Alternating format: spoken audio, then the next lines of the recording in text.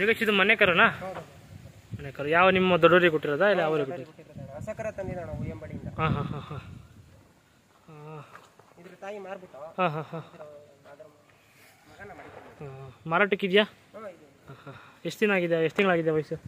ಇದಕ್ಕೆ 1 ವರ್ಷದ ಮೇಲೆ 3 ತಿಂಗಳು. 1 ವರ್ಷದ ಮೇಲೆ 3 ತಿಂಗಳು. ಹಾಂ.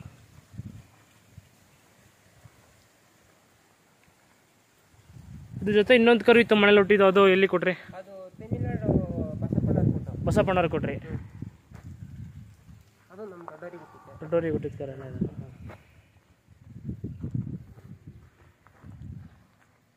ಹಿಂಗೊಂದು ಹಾಕು ಹಾಕು ಹಾಕು.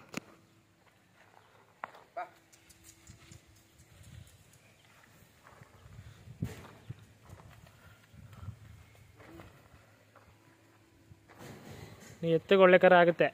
ಹಾಂ ಹಾಂ ಹಾಂ.